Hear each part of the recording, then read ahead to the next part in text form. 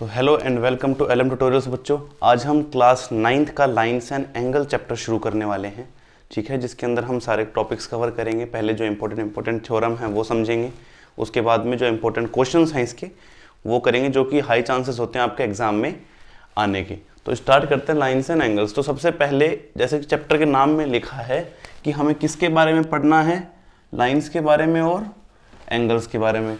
तो हमें पहले इन दोनों वर्ड्स का मतलब समझना पड़ेगा कि ये होते क्या हैं। तो लाइंस बेसिकली क्या होती हैं। आप में से काफ़ी बच्चों को ये नहीं पता होता कि लाइन, सेगमेंट, लाइन और रे में डिफरेंस क्या है। देखो, लाइन, सेगमेंट और रे, ये तीन अलग चीज होती है सर, ठीक है। देखो, लाइन का मतलब क्या है, ये हमारी एक लाइन है, मतलब ये इस तरफ भी इंफिनिटी तक जाएगी और इस तरफ भी इंफिनिटी तक जाएगी, ये बीच में नहीं रुकेगी, ठीक है। लाइन सेगमेंट का मतलब क्या है, जिस लाइन के दो एंड पॉइंट्स हों। इसका कोई एंड पॉइंट नहीं है, ये यहाँ भी इंफिनिटी तक जाएगी और इधर भी इंफिनिटी तक जाएगी, इसीलिए हमने इस पे एरो लगा रखा है। लाइन सेगमेंट जो है, इसके दो एंड पॉइंट होते हैं, तो उसे हम क्या बोलेंगे, लाइन सेगमेंट। और रे जो होती है उसका एक एंड पॉइंट होता है बस, और दूसरी तरफ वो इंफिनिटी तक जा सकती है। तो ये मोटा मोटा डिफरेंस है लाइन सेगमेंट और रे में, ठीक है। चलिए अब समझते हैं कि एंगल क्या होता है।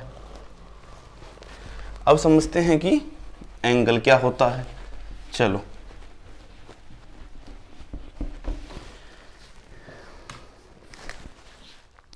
किन्हीं भी दो लाइन सेगमेंट या रे के बीच में इंटरसेक्शन पे जो भी बनता है उसे हम एंगल कहते हैं बेटे। जैसे ये देखो, तो ये जो हिस्सा है इसको हम क्या बोलेंगे, एंगल। अब ये रे भी हो सकती हैं, लाइन सेगमेंट भी, कुछ भी हो सकती हैं। बेसिकली ये हमारा दो लाइंस के बीच का जो एंगल, उसी को हम एंगल बोलते हैं। इंटरसेक्शन पे जो भी पॉइंट बनता है, ठीक है, ये हमारा एंगल होता है। अब एंगल भी एक होता है एक्यूट एंगल, ठीक है, एक होता है ऑब्ट्यूज एंगल, ठीक है। एक होता है एक्यूट एंगल, एक होता है ऑब्ट्यूज एंगल। एक्यूट एंगल और ऑब्ट्यूज एंगल में क्या डिफरेंस है, चलो ये देखते हैं। एक्यूट एंगल और ऑब्ट्यूज एंगल में क्या डिफरेंस है। देखो, एक्यूट एंगल जो है वो होता है लेस देन 90 डिग्री और ऑब्ट्यूज एंगल होता है मोर देन 90 डिग्री। मतलब, और 90 डिग्री को हम क्या बोलते हैं, राइट एंगल।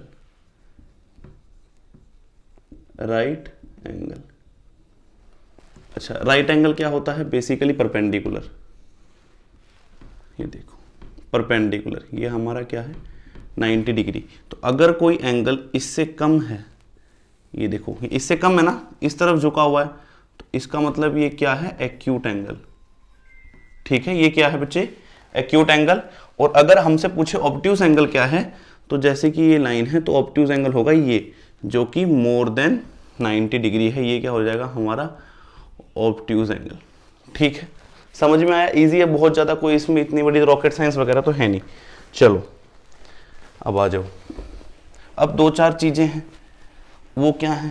पहली चीज, एडजेसेंट एंगल क्या होते हैं, लीनियर पेयर क्या होता है। चलिए एडजेसेंट एंगल समझते हैं पहले।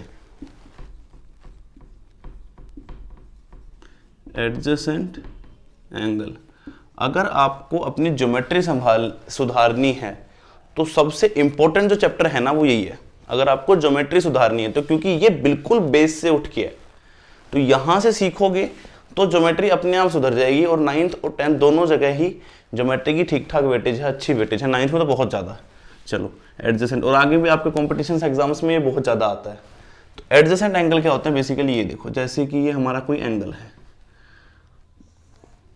ये देखो दो एंगल है कि नहीं, ये दो एंगल हैं। ये दोनों एंगल क्या है बच्चे, एडजेसेंट है, मतलब एक दूसरे के चिपके हुए हैं, तो इनको क्या बोल देंगे हम, एडजेसेंट एंगल। अब आ जाते हैं लीनियर पेयर पे। किस पे, linear pair. Linear pair basically क्या होता है, देखो ये जो हमारी सीधी लाइन है ना, तो ये जो ये पूरा एंगल होता है ये 180 डिग्री होता है। कितना होता है?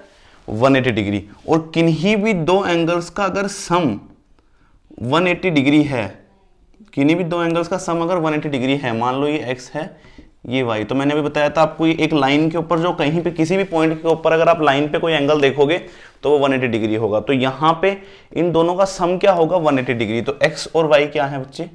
लीनियर पेयर, क्योंकि x plus y equals to 180 degree है। तो ये क्या हो जाएंगे? हमारे लीनियर पेयर। इजी। चलो अब समझते हैं वर्टिकली ऑपोजिट एंगल। क्या समझते हैं? Vertically opposite angle. ठीक है। अच्छा, वर्टिकली ऑपोजिट एंगल क्या होता है? जब भी दो लाइन रे या फिर लाइन सेगमेंट आपस में क्रॉस करेंगे, क्रॉस करें। अब देखो ध्यान से, वर्टिकली ऑपोजिट एंगल का मतलब ये और ये वर्टिकली ऑपोजिट हैं एक दूसरे के, बिल्कुल आमने सामने, और ये वाला एंगल और ये वाला एंगल वर्टिकली ऑपोजिट है। ठीक है, आसान है, समझ में आ गया? चलो, एडजेसेंट एंगल मतलब दो आसपास के, दोनों अगल बगल के जो एंगल है वो। लीनियर पेयर मतलब दोनों का सम 180 डिग्री हो। और वर्टिकली ऑपोजिट एंगल मतलब एक दूसरे के आमने सामने वाले एंगल। ठीक है। चलो, अब जो हमारी पहली जो थ्योरम कहती है वो ये कहती है कि जो हमारे वर्टिकली ऑपोजिट एंगल होते हैं वो क्या होते हैं? इक्वल। वो क्या होते हैं? इक्वल। तो इस छोटी सी चीज को चलो प्रूफ कर लेते हैं। वैसे सबको पता होता है ये, लेकिन काफी बार ना बच्चा समझ में नहीं आता कि इसको प्रूफ कैसे करे, तो अभी प्रूफ कर देते हैं चलो इसको।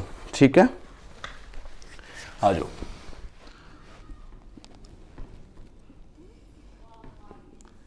ये देखिए, अब मान लीजिए इसको A, B, C and D।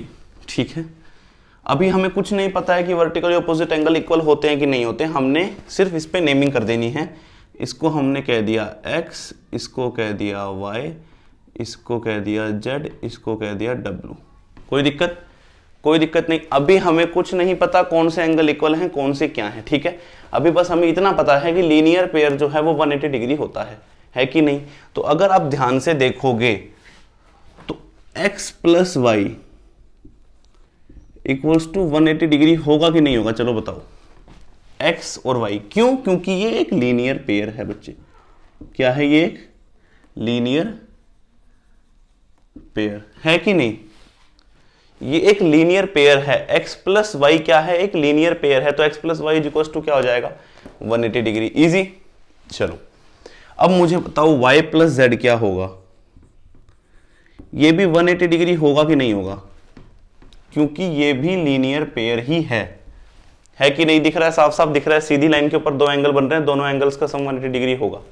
Sidhi line के ऊपर जितने भी एंगल बनेंगे सब एंगल्स का सम 180 डिग्री होगा। मान लो ये हमारी एक सीधी लाइन है, इसके ऊपर मान लो यहाँ पे ये ऐसे करके और चार एंगल बन गए, तो ये चारों एंगल हैं, इनका सम क्या होगा? 180 डिग्री होगा। सीधी लाइन पे जितने भी एंगल बन जाओ सबका सम क्या होता है? 180 डिग्री। तो यहाँ पे दो एंगल हैं, दोनों एंगल्स का 180 डिग्री। अब जरा इस इक्वेशन और इस इक्वेशन में देखो बेटे, y और y सेम है, 180 डिग्री और 180 डिग्री भी सेम है कि नहीं? तो जब हम इन दोनों इक्वेशंस को कंपेयर करेंगे तो क्या आ जाएगा हमारे पास कि जो ये x है वो z के इक्वल है। x is equals to z, x is equals to z which is vertically opposite angle, which is vertically opposite angle. है कि नहीं? इजी। चलो, आपकी जो फर्स्ट एक्सरसाइज है बुक की वो पूरी की पूरी इसी चीज के ऊपर बेस्ड है, वर्टिकली ऑपोजिट एंगल्स और लीनियर पेयर। बस इससे ज्यादा इसमें कुछ नहीं है। हाँ, आपको एक दो चीजें और समझनी है। एक दो चीजें क्या समझनी है? पैरेलल लाइंस क्या होता है, चलो वो समझ लेते हैं। आगे उसके ऊपर जो हमारे एंगल्स वगैरह होंगे वो हम नेक्स्ट क्लास में समझेंगे। पहले सिर्फ इस चीज को समझते हैं कि पैरेलल लाइंस होती क्या है। चलो, मान लो हमारे पास ये एक लाइन है, ठीक है, ये एक लाइन है जिसका नाम है L। इस लाइन का नाम क्या है? L। और दूसरी हमारी एक लाइन है ये रही, जिसका नाम क्या है? M। और L और M जो हैं वो आपस में कभी भी नहीं मिलती। मतलब कि इसको आप उधर चाहे इन्फिनिटी तक एक्सटेंड कर दो और इसको चाहे इधर आप इन्फिनिटी तक एक्सपेंड कर दो, और सेम चीज इसके लिए, चाहे उधर इन्फिनिटी तक एक्सटेंड कर दो और चाहे इधर इन्फिनिटी तक एक्सटेंड कर दो, ये दोनों लाइन आपस में कभी भी नहीं मिलेंगी। मतलब ये दोनों पैरेलल हैं। मतलब कि दो लाइन अगर कहीं पे भी नहीं मिल रही आपस में तो वो दोनों लाइन क्या हैं? वो दोनों लाइन पैरेलल हैं। उनके बीच का डिस्टेंस हर टाइम सेम रहेगा। इनके बीच में डिस्टेंस मान लो यहां पे 20 सेंटीमीटर का है, तो यहां पे भी वो 20 सेंटीमीटर का ही रहेगा, वो कम नहीं होगा। ऐसा क्यों? क्योंकि अगर बेटा कम हो गया तो फिर अगर मान लो यहां 20 है और यहां पे वो घट के 10 हो जाए, तो इसका मतलब तो ये कहीं ना कहीं, या फिर ये इंक्लाइन कर रही है ना इसकी तरफ, कम होता जा रहा है और आगे जाए कहीं ना कहीं मिल जाएंगे, है कि नहीं? इसीलिए इनके बीच में कभी डिस्टेंस कम नहीं होता है। L जो है वो पैरेलल टू M है, इसका मतलब ये कभी भी एक दूसरे को इंटरसेक्ट नहीं करेंगी। ठीक है, बस ये चीज होती है पैरेलल लाइन। इसके अंदर बहुत सारी चीजें होती हैं। जब पैरेलल लाइन को ट्रांसवर्सल लाइन इंटरसेक्ट करती है, फिर उसमें अलग अलग एंगल्स आते हैं, कॉरस्पॉन्डिंग एंगल आते हैं, अल्टरनेट इंटीरियर एंगल आते हैं, वो हम नेक्स्ट क्लास में समझेंगे।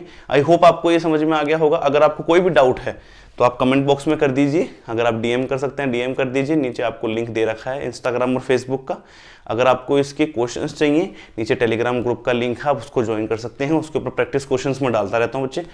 और अगर आपको इसमें क्वेश्चन में कोई भी डाउट आए, किसी भी क्वेश्चन में डाउट आए, आप कमेंट बॉक्स में लिख दीजिए मेरे को, मैं आपका उसका रिप्लाई कर दूंगा फॉर श्योर। तो आज की क्लास में इतना ही करते हैं। Thank you so much.